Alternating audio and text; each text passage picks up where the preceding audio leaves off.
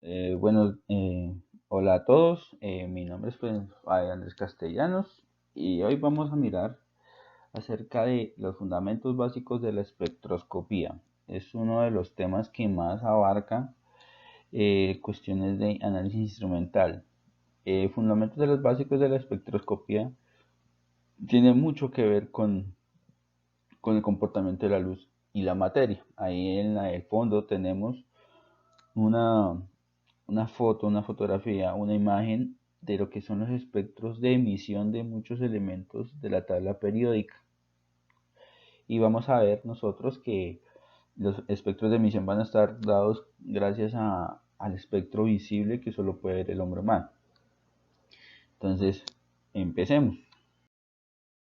¿Qué es la luz? La luz, pues obviamente es una manifestación, es una perturbación, es una onda, pero también tiene comportamiento de cuerpo.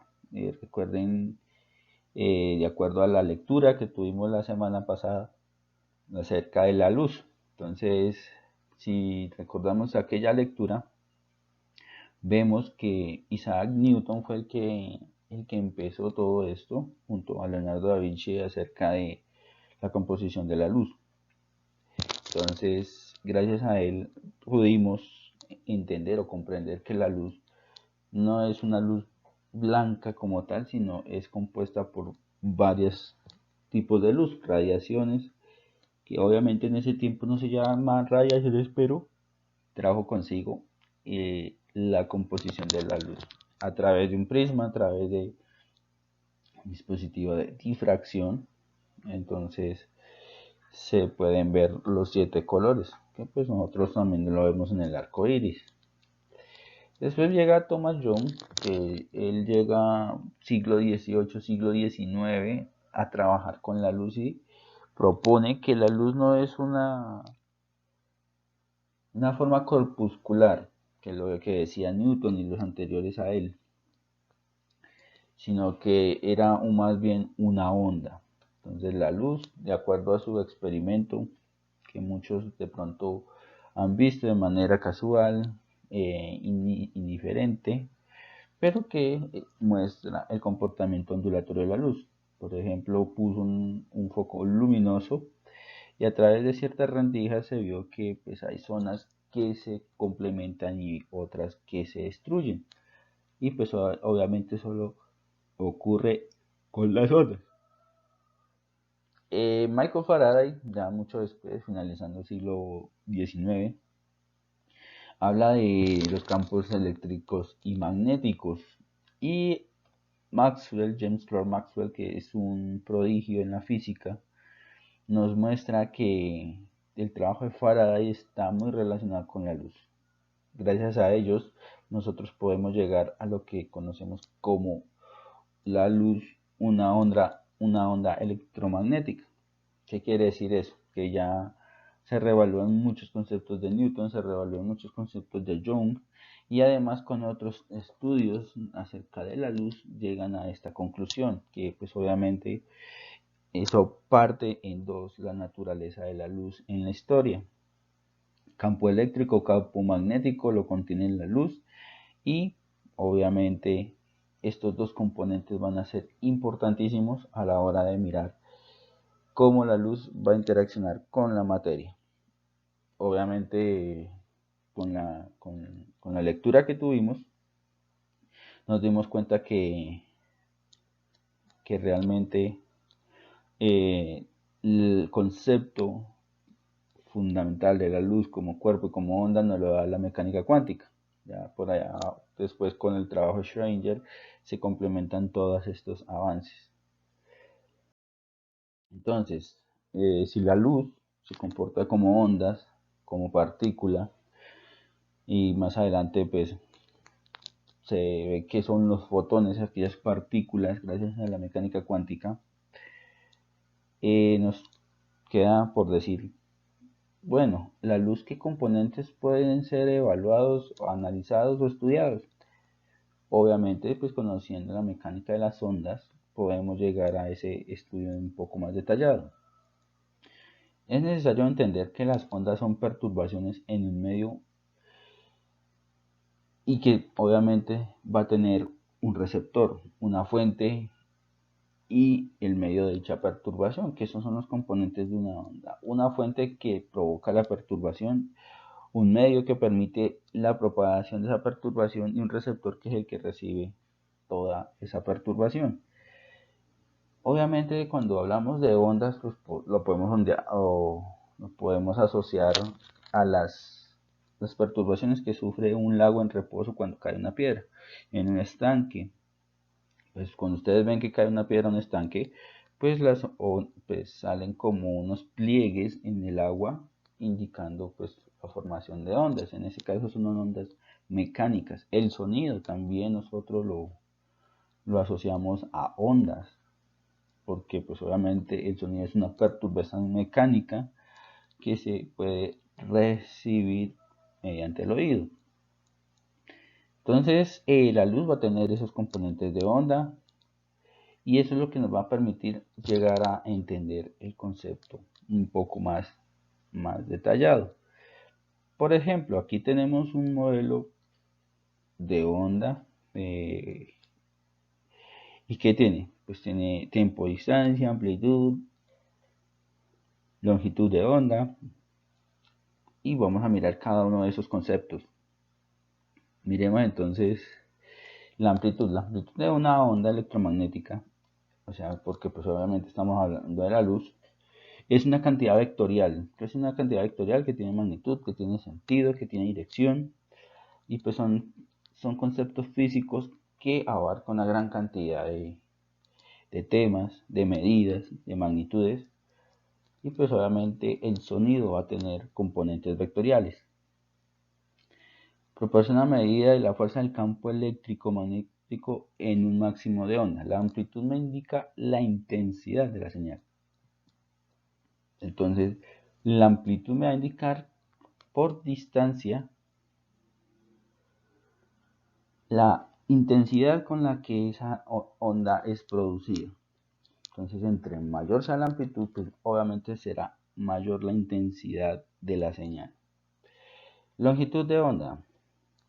Es un concepto que viene a ser importantísimo a la hora de mirar la espectroscopía. Entonces, la longitud de onda es la distancia lineal entre los máximos o mínimos sucesivos de una onda. ¿Qué quiere decir eso? La distancia que hay entre dos crestas, la distancia que hay entre dos valles o la distancia que hay entre tres nodos es una longitud de onda. Miremos cada uno. Cuando hablamos de crestas son la parte superior de la onda. Cuando hablamos de valles, de la parte inferior de la onda. Y los nodos es el cruce que hay entre la onda y el eje 0 o el eje horizontal o el eje X. Entonces, esas tres intersecciones forman una longitud de onda. La longitud de onda se mide por distancia. Entonces va a tener unidades de metros, unidades de nanómetros, va a tener picómetros, dependiendo de la onda que estemos trabajando. También hay otro concepto que es importantísimo, que es el periodo. El periodo es el tiempo que transcurre entre dos crestas, entre dos valles o entre tres nodos. Y obviamente el periodo nos indica qué tantos ciclos se repiten por una unidad de tiempo. O sea, el periodo es eso. Cada ciclo es un cresta de una valle, o los máximos de dos crestas, o los mínimos de dos valles, bueno. Pero pues ese es el periodo, el tiempo que transcurre para que se forme un ciclo. Recuerden que las ondas tienen un movimiento sinusoidal. Entonces, por eso se habla de periodo. Otro concepto también importantísimo es la frecuencia. La frecuencia de una onda va a ser el inverso del periodo. ¿Y qué nos indica?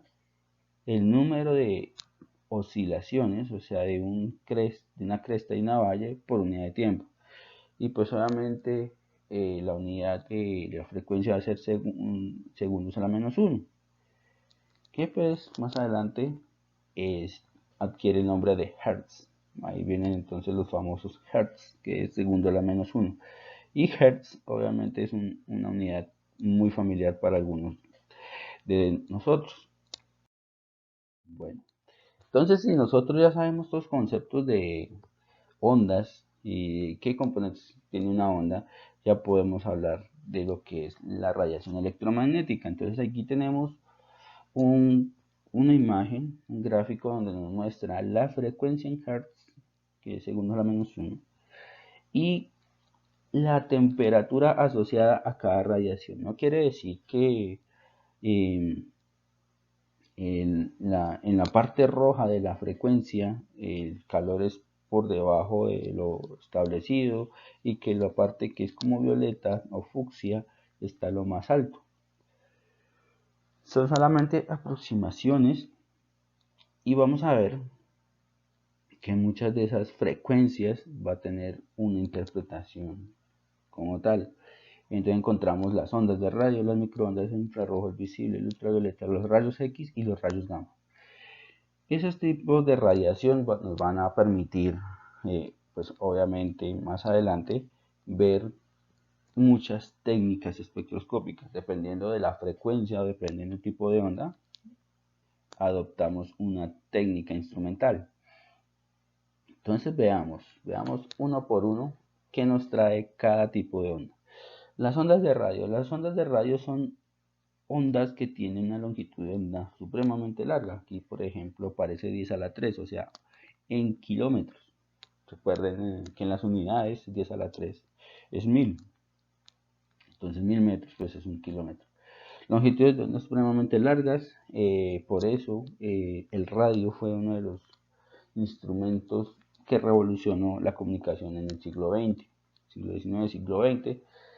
Y por eso pues debido a las grandes distancias que tienen que abarcar, pues esa longitud de onda es bastante extensa. Las frecuencias, o sea, los ciclos que se producen en una onda de radio son alrededor de 10 a la 4, segundo a la menos 1, o sea, es una frecuencia bastante baja.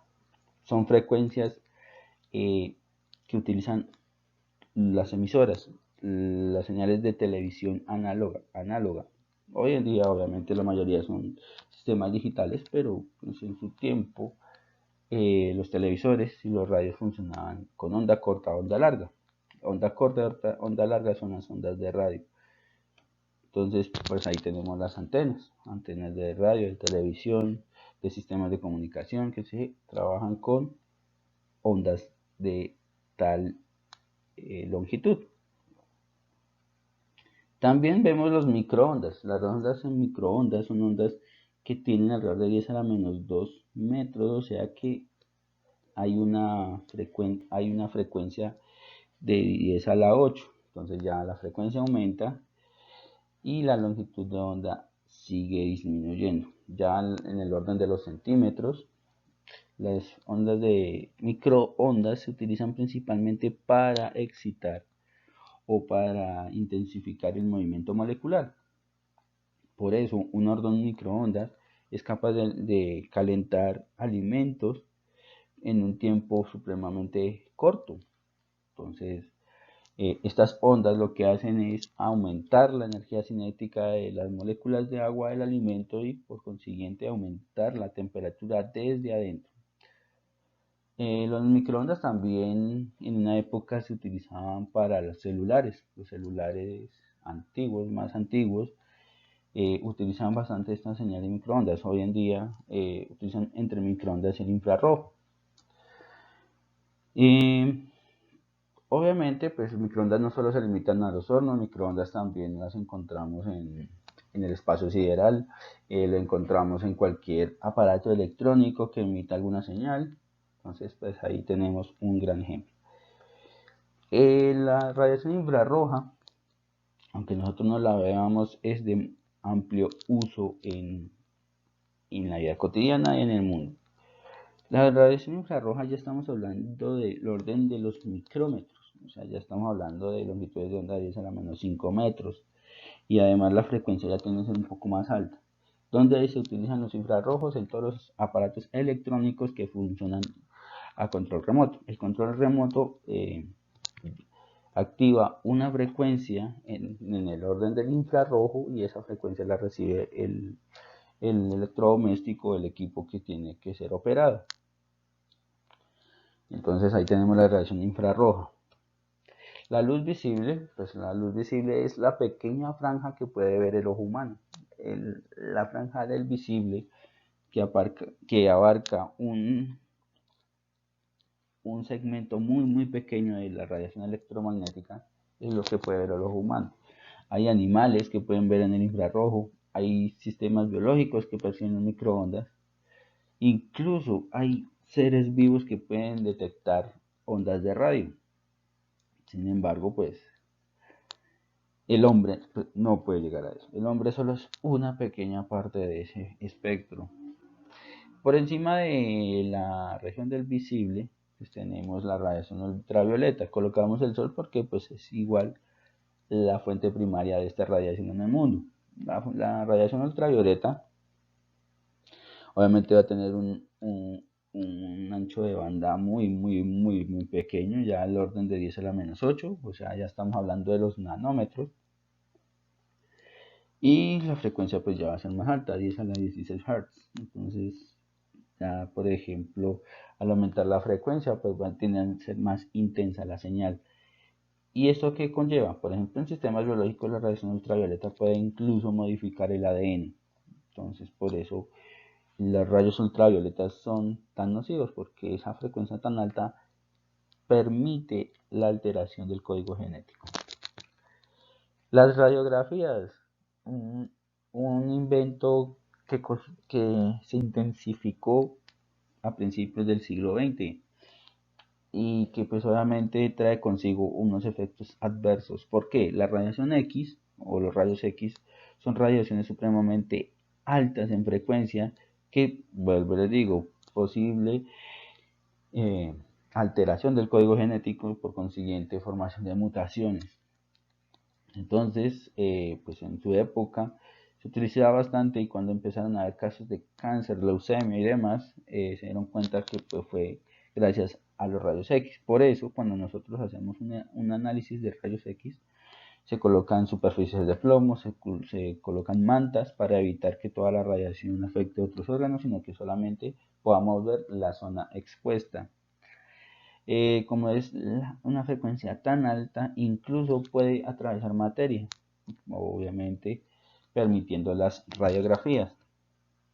Y ya los rayos gamma, que ya son rayos supremamente tóxicos, nocivos, ahí están los rayos alfa, los rayos beta, los rayos gamma, pues tienen frecuencias supremamente altísimas y pues esta radiación nos permite llegar hasta partículas subatómicas. Estas radiaciones se utilizan principalmente para ese fin.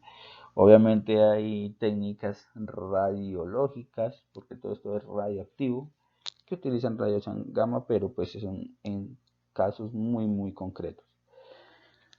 Eso de acuerdo a la radiación electromagnética y sus usos o dónde los podemos encontrar.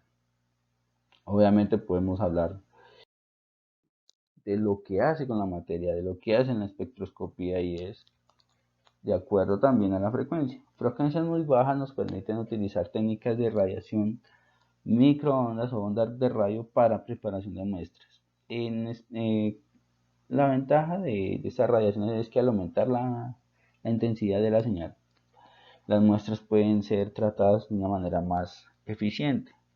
Procesos de digestión, que son procesos donde una muestra es manipulada, degradada y para obtener los compuestos de interés para ser analizados. Eso es lo que se hace con las muestras y pues obviamente la radiación es importantísimo. Entonces con ondas de radio, microondas, que son como los ultrasonidos, nos permiten preparar muestras para su análisis.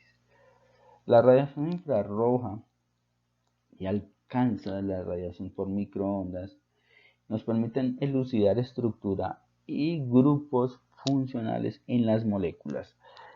Más adelante veremos con algo muy ligero que la espectroscopía infrarroja nos va a permitir determinar grupos funcionales en un compuesto. Entonces, si tenemos una sustancia desconocida de la cual conocemos qué grupos puede tener, con radiación infrarroja lo podemos hallar fácilmente. Obviamente, esta radiación permite las vibraciones moleculares, y debido a eso podemos determinar qué tipo de compuesto es. Con la franja del visible y el ultravioleta hay una técnica muy especial, que es la espectroscopía UV visible, que es una de las técnicas más utilizadas para determinar de manera cuantitativa la presencia de un analito en una muestra. Entonces es una técnica supremamente útil, supremamente eficiente por el tiempo de ejecución, por los resultados y por la amplitud de muestras con las que podemos trabajar. Tenemos los cristales que mediante técnicas de rayos X nos permiten determinar la forma cristalina de los compuestos y nos ayuda a determinar estructura a nivel molecular, más exactamente cómo están unidos los átomos o cuál es su forma molecular y demás. Ya después de ahí, obviamente hay radiaciones gamma que pues permiten ya analizar hasta subatómicos, o sea, nos permiten analizar electrones, protones, neutrones, inclusive los quarks, con esas radiaciones de altísima frecuencia. ¿Listo? Entonces, esto es lo que tenemos de radiación electromagnética.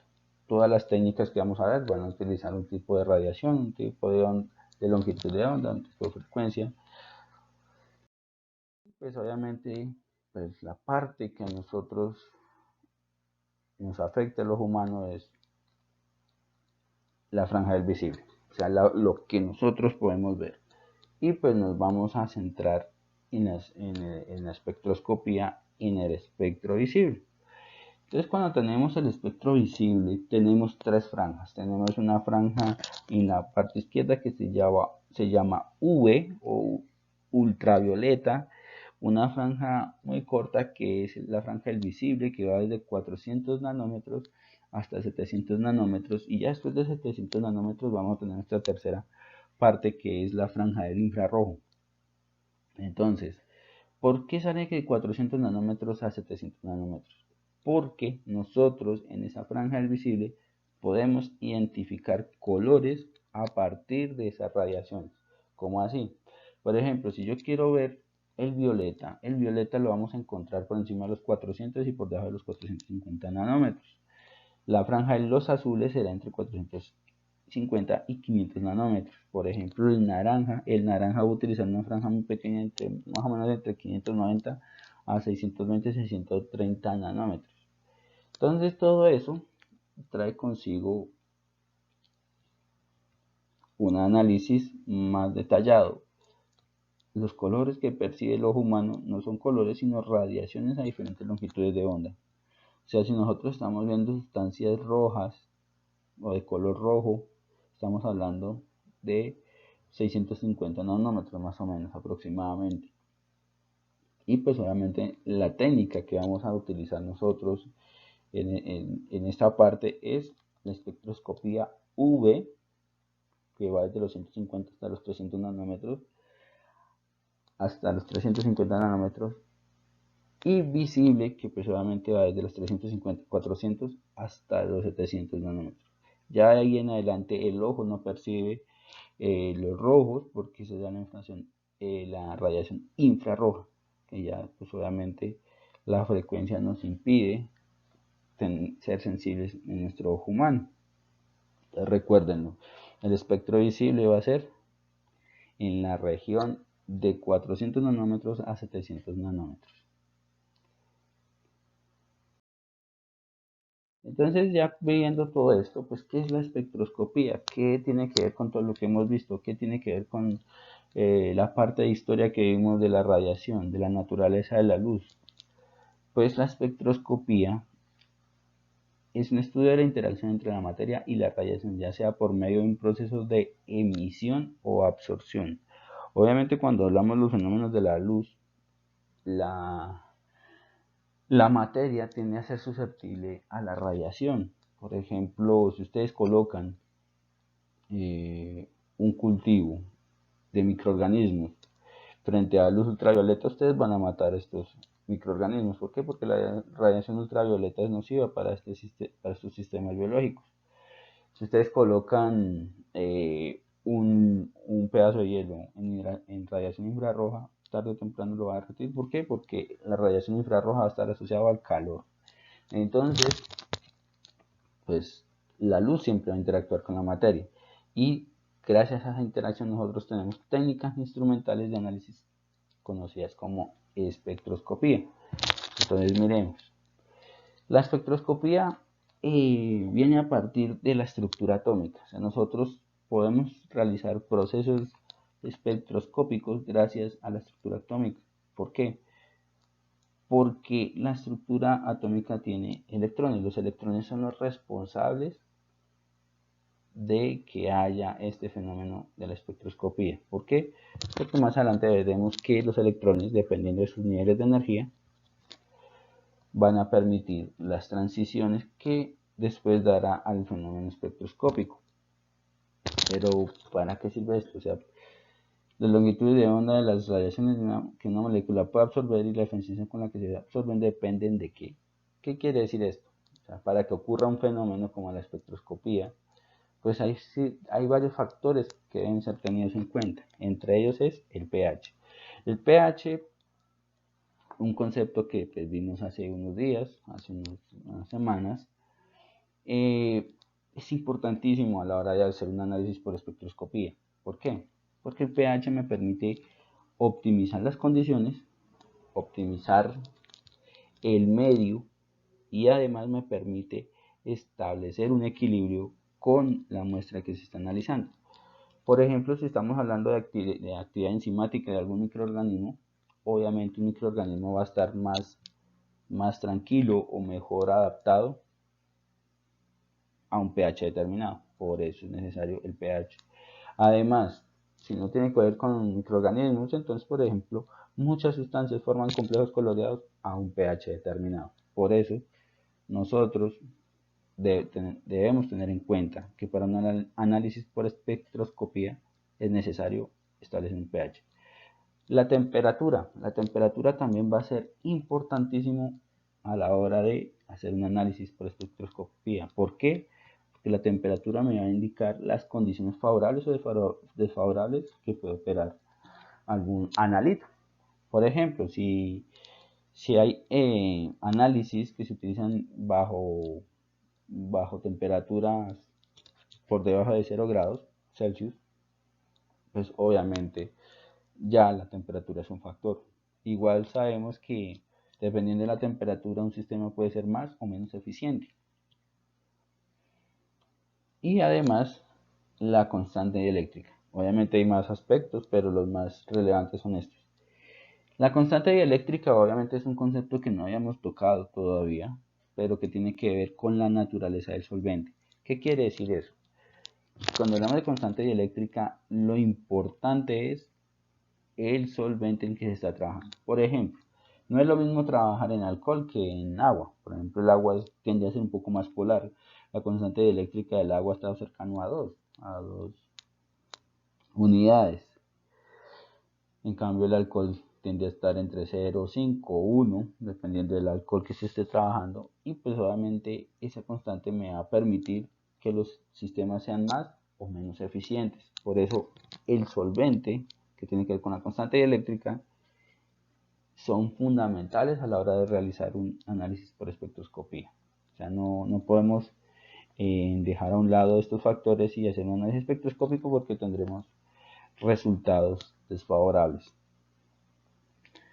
Bueno, entonces con todos estos temas, todos estos conceptos, lo siguiente de la espectroscopía, y es que es un término que hace referencia a la observación y al estudio del espectro.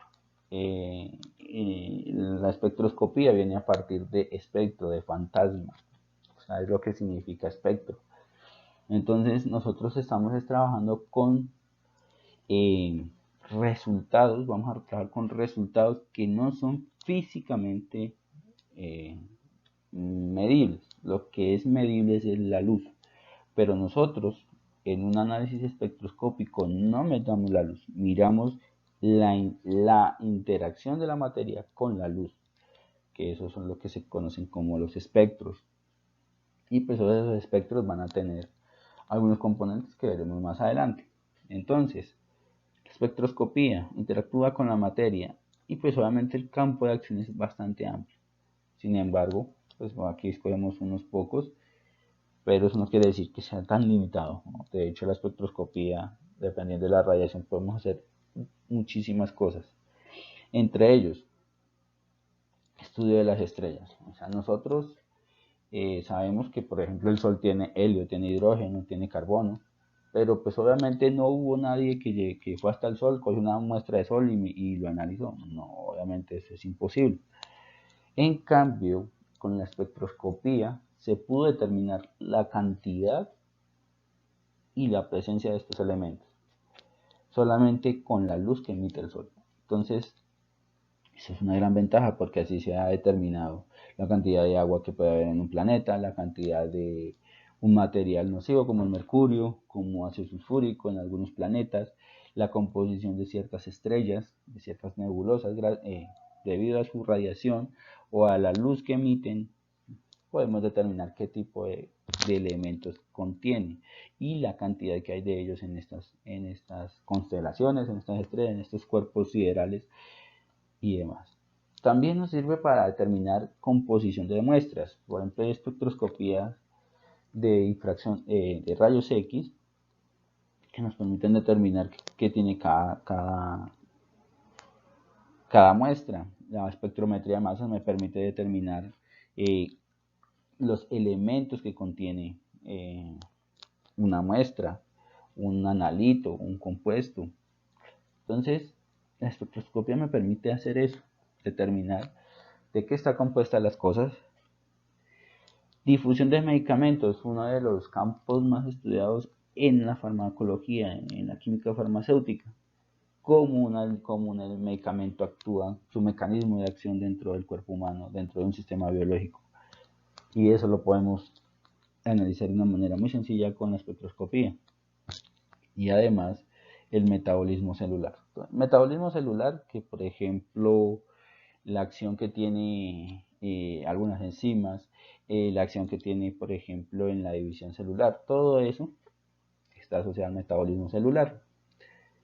Entonces, todo eso lo podemos seguir con la espectroscopía. O sea, la espectroscopía es un sistema muy robusto, es un sistema muy general y muy competitivo a la hora de analizar muestras. Entonces, nosotros podemos estudiar sistemas dinámicos como el metabolismo celular, como la difusión de medicamentos en el cuerpo humano. Podemos hacer sistemas estáticos, por ejemplo, con el análisis de muestras biológicas, minerales, análisis elemental. Bueno, tiene una gran cantidad de aplicaciones. Bueno, ya que hemos visto todo esto de la luz, de la absorción, de cómo opera todo, es bueno mirar qué nos ofrece la espectroscopía en sus fenómenos de absorción, de emisión y fluorescencia. Nosotros vamos a ahondar más que todo en los sistemas de absorción, pero pues eso no quiere decir que la emisión, la fluorescencia y demás fenómenos estén, estén obsoletos o que no tengan importancia. Todos son importantes, pero para nuestro fin práctico la absorción va a ser el fundamento. Entonces, ¿qué tenemos ahí? La absorción. Tenemos entonces tres espectros de absorción de tres elementos, de sodio, mercurio y litio. Ustedes ven algunas líneas ahí negras y eso se debe al fenómeno de la luz, el fenómeno de la altura de la luz. Cuando hablamos de absorción estamos hablando de retención, estamos hablando de secuestro, de que una pequeña parte de la radiación ha sido retenida y eso son las franjas negras. ¿Qué quiere decir eso? Como en física ustedes han visto, de pronto han escuchado, nosotros podemos determinar colores con nuestros ojos, pero los colores son radiaciones. Y nosotros podemos ver colores es porque la materia es capaz de absorber toda la radiación y la que no puede absorber es la que refleja y por consiguiente ese es el color que nosotros vemos.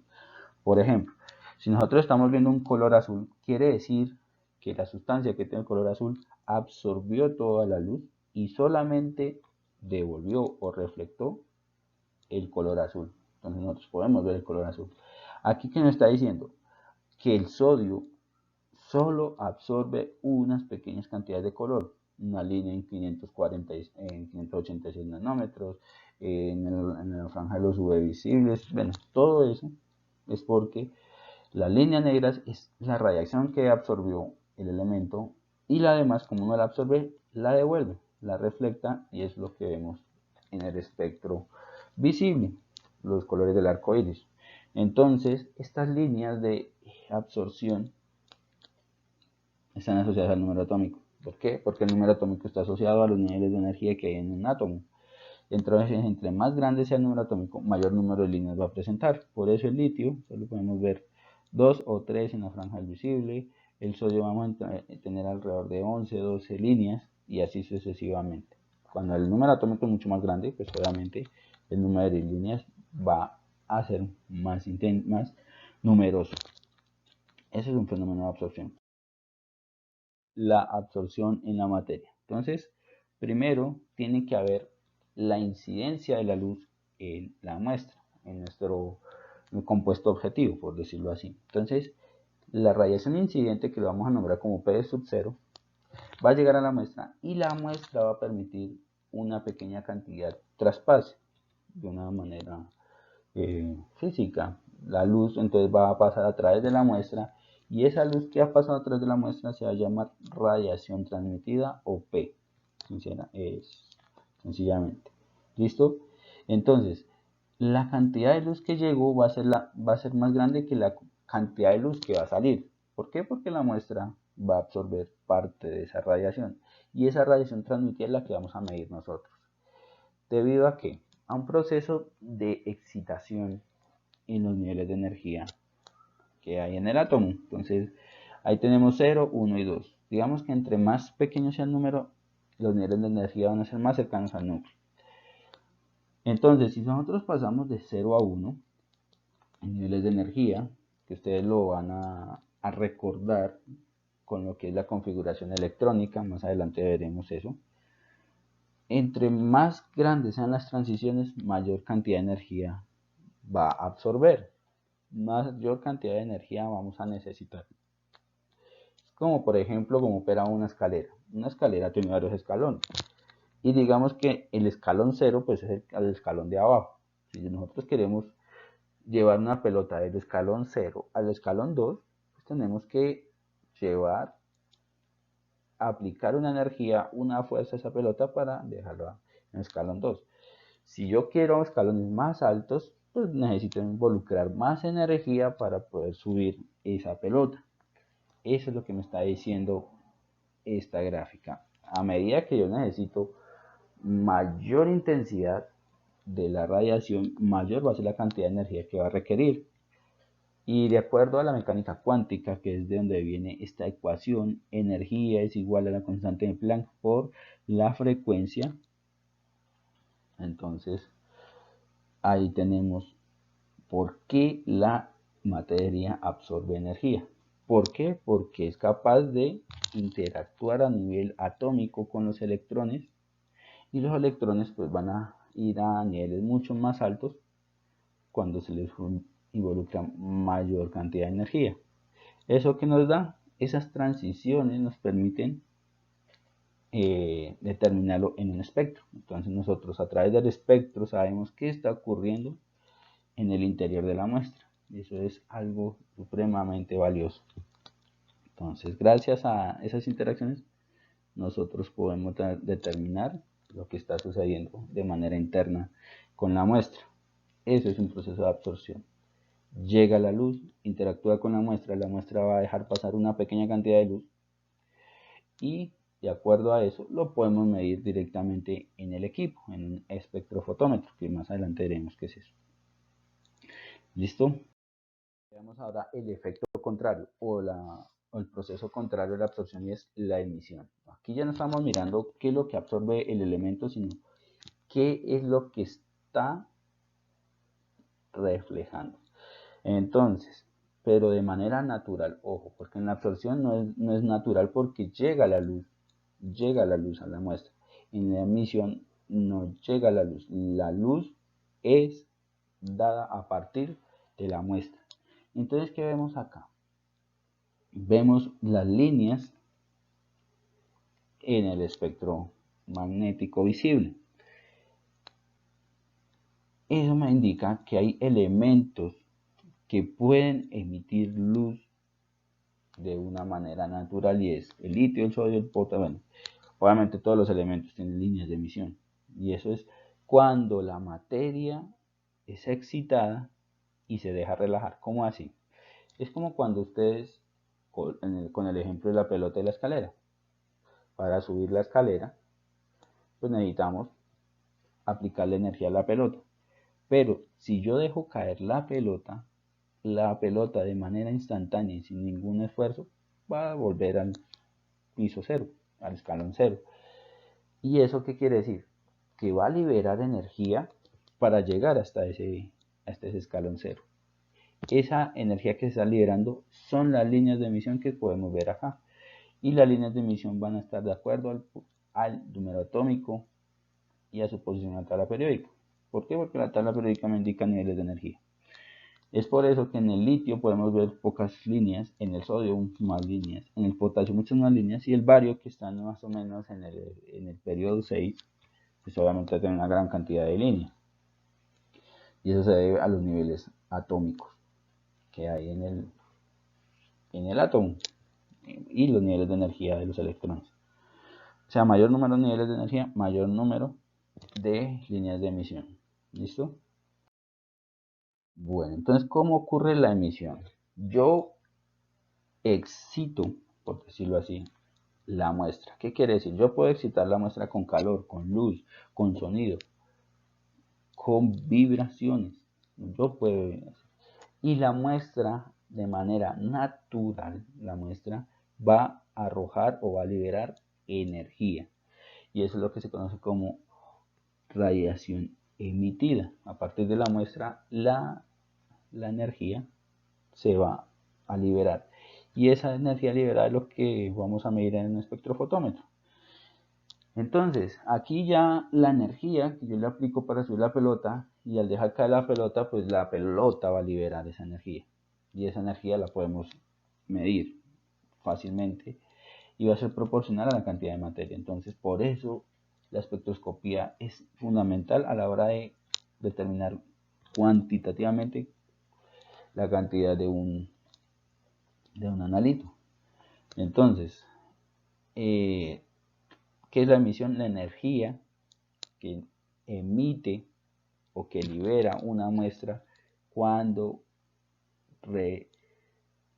se relaja, cuando ha sido excitada por un mecanismo ya sea químico, sonoro, lumínico. Y pues obviamente esas energías liberadas las podemos determinar en un espectro. El equipo me lo grafica y obviamente dependiendo de cuánta cantidad hay de muestra, podemos determinarlo de manera sencilla. Así funcionan los procesos de emisión.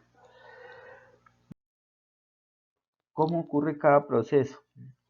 Obviamente miramos que en la absorción se les da una luz, la muestra absorbe esa luz y la poca luz que deja pasar es lo que podemos detectar. En la emisión aumentamos la energía interna de la muestra, lo que permite que se libere una pequeña cantidad de luz y eso lo detectamos. Pero ¿cómo ocurre de manera instrumental? Entonces, primero que todo, hay que decir que el cuerpo negro no quiere decir que es un cuerpo negro, o sea, que es de color negro, no. Un cuerpo negro es un elemento procedente de la química cuántica, de la mecánica cuántica para principios del siglo XX. ¿Qué es la naturaleza del cuerpo negro? La naturaleza del cuerpo negro es que un elemento, una sustancia o un compuesto puede emitir radiación. Entonces, aquí estamos diciendo que el cuerpo negro va a ser la excitación de filamentos de tungsteno que hay en una bombilla. Entonces, el cuerpo negro va a emitir una luz. va a emitir una radiación. Esta radiación pasa a través de ese triangulito. Ese triangulito tiende a ser una red de difracción o un sistema de difracción. Solamente si pasa luz blanca la va a descomponer en los 7 colores que conocemos del arco iris. Y esa descomposición es lo que puede ver el ojo humano. Entonces, la radiación del campo negro es el espectro continuo. Es como llega la luz a partir de la radiación de un cuerpo como un bombillo o una fuente de luz. Ese es el espectro continuo. No hay absorción, no hay emisión. El proceso de emisión, entonces, el gas caliente o la muestra excitada, o sea, no estamos que pase luz y miremos qué pasó, no. Estamos excitando, estamos alterando, estamos aumentando la energía interna de la sustancia. Esa energía pasa a través de la rejilla de difracción o a través de un prisma y podemos ver las líneas de emisión. Por eso, los espectros de emisión del Sol nos permitió determinar con estas líneas y su intensidad de las líneas de qué se compone cada cuerpo celeste. Y en el proceso de absorción, pues tenemos la luz que pasa a través de la muestra y está a través del prisma y me dice qué radiación fue absorbida en el cuerpo de interés, ya sea un compuesto, una solución, una sustancia, y pues tenemos el espectro de absorción. Eso es como ocurre en cada proceso dentro del sistema. ¿Listo? Bueno, entonces de acuerdo a eso, a cómo funciona cada una de esas cosas, tenemos tipos de espectroscopía. Cabe aclarar que hay muchos tipos, obviamente dependiendo de la radiación que estemos trabajando, pero pues aquí vamos a nombrar los más importantes. Y el primero de todos pues, va a ser la espectroscopía UV visible, que es la que vamos a utilizar en los cálculos más adelante. ¿Qué es la espectroscopía UV visible? Está basada en la cantidad de energía que puede absorber o transmitir una muestra en función de la cantidad de sustancia presente. Por eso, la ultravioleta visible es la que se utiliza más frecuentemente a la hora de determinar la cantidad de analito que puede tener una muestra. Es una de las técnicas cuantitativas más utilizadas a nivel mundial. Y además, pues hoy en día con los avances tecnológicos, nos permiten hacer análisis en tiempos muy cortos. Entonces, ¿qué tenemos aquí? Aquí tenemos un compuesto de interés, que es la aspirina, ácido acetilsalicílico, que pues obviamente en un sistema orgánico tiene 3 sistemas, tiene un anillo aromático, tiene un grupo acetilo o un grupo ester y tiene un grupo carboxilo, un ácido carboxílico. Estos 3 sistemas pues obviamente van a interaccionar con la luz y van a dar una radiación característica que podemos determinar en un espectro. Los espectros de UV visible me indican cantidad de cromóforos. ¿Qué es cromóforos? La sustancia que es capaz de absorber o de emitir luz dentro de las moléculas. Por eso aparece de esta forma. Entonces aquí tenemos el espectro, donde tenemos longitud de onda versus el logaritmo de epsilon, que es prácticamente la absorbancia que veremos más adelante. Y pues, ¿qué nos está indicando? Nos está indicando qué zonas son características. Por ejemplo, las zonas cercanas a 235 a 210 hacen parte de sistemas aromáticos. Los sistemas por encima de 280 y 300 hacen parte de los otros grupos como carboxilo o el grupo ester. Perdón. Entonces, la señal, la intensidad de la señal me va a indicar la cantidad de componente que hay dentro de la muestra. Si miramos otro tipo, tenemos la espectrometría o espectroscopia de absorción infrarroja. ¿Qué nos permite la espectroscopía o espectrometría infrarroja? Determinación de elementos y de grupos funcionales en una muestra. Entonces, por ejemplo, en el ácido acetilsalicílico, en la aspirina, tenemos 3 grupos funcionales. Tenemos un anillo aromático, tenemos un éster y tenemos un ácido carboxílico. Y el espectro me permite determinar con gran exactitud qué tipo de compuesto tenemos. Entonces, de acuerdo a las señales que tenemos ahí, a las bandas y a los diferentes números de onda, que el número de onda es la longitud de onda inversa, nos permite determinar si la sustancia tiene OH, si tiene carbono, si tiene hidrógeno, todas esas cosas. La espectrometría de masas, que es una técnica no propiamente asociada a la luz, pero se entra en este grupo. La espectrometría de masas me permite determinar relación masa-carga y eso es especial para elucidar estructura química, para dilucidar qué tenemos en cuanto a composición. Podemos determinar la cantidad exacta de elementos, si hay isótopos, si hay aductos. Aductos son conformaciones moleculares extrañas, por decirlo así. Todo eso lo podemos con la espectrometría de masas. La espectrometría de masas me permite determinar pesos moleculares, que eso es algo supremamente importante a la hora de analizar sustancias desconocidas. Entonces, en el ácido acetilsalicílico o en la aspirina, el espectro me indica pues, los diferentes fragmentos de lo que está compuesto la sustancia, entonces es una gran ventaja. Obviamente, y además la espectrometría de masas es muy útil en el campo de la medicina. Si miramos otra técnica, la resonancia magnética nuclear, que es conocida como RMN, ampliamente utilizada en la medicina, también en química es muy útil. ¿Por qué? Porque me va a permitir determinar la forma de la estructura de las moléculas, principalmente orgánicas, orientación y demás.